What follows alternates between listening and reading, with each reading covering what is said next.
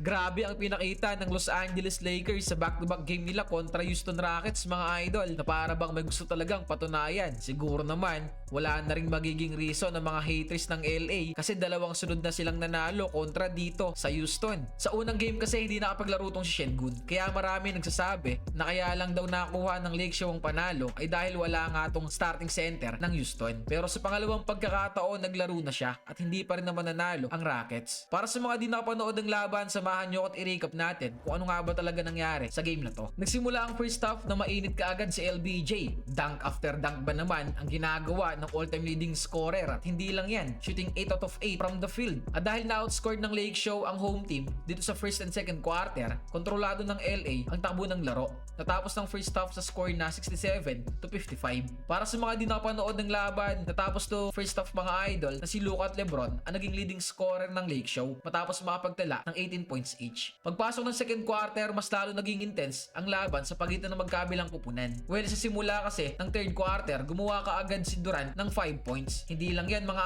idol, sa bandang kalagitnaan ng third quarter, abat bigla pang nag-iinit ang Houston with 8-0 run na naging dahilan para makuha nila ang kalamangan after being down ng as many as 12 points dito sa first half. Natapos ng third quarter sa score na 92-89. Lumamang na ng tatlo ang home team. Yes, tama kayo nung narinig mga idol. Na-outscored ba naman ng Rockets ang LA sa third quarter sa score na 37-22. Grabe yung Houston sa mga oras na yan. Talagang na-outscored nila ang Lake Show mga idol by 15 points. Dako tayo sa fourth quarter na kung saan mas naging matindi ang laban sa pagitan ng magkabilang kupunan. Sa mga hindi nakakaalam, halos nagsasagutan na sila dito pagdating sa opensa at maging sa depensa. Basket after basket ang naging labanan sa pagitan ng magkabilang kupunan mga idol. Well, nagsimula ang fourth quarter na nakagawa ang Lake Show ng 7-0 run. 5 points para kay AR, tapos 2 points naman mula kay Laravia. Lamang na ulit ang LA sa score na 96-92. Pero hindi talaga basta-basta nagpapatalo ang Rockets mga idol, at sa isang iglap nga, sila naman ang may hawak ng kalamangan sa score na 105-102. Ito ay matapos makagawa ng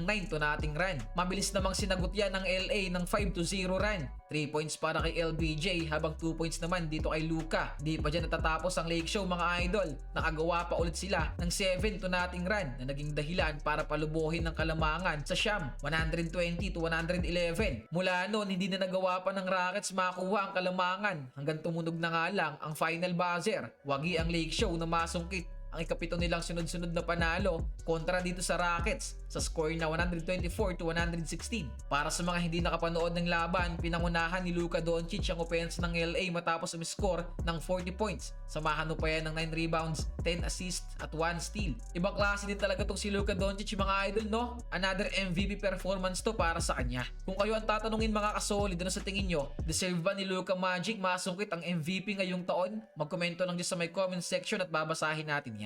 Natapos naman ni Lebron ang laban na to na siya ang tinaguri ang second leading scorer with 30 points, 5 rebounds, 2 assists, 1 steal at 1 block. Grabe din si LBJ kanina mga kasolid. Hindi mo isipin na 41 years old na talaga. Abot ba naman kasi ang dakdak sa loob ng court? Isipin nyo, no? Tinapos niya ang game na nakapagtala ng 6 dunks, at ang malupit pa dyan, 13 out of 14 siya from the field. Isang 2-pointers lang sinablay ni The King, tapos 2 out of 2 pa beyond the arc. Malamang sa malamang nagtatago na naman sa ngayon ang mga haters ni LBJ.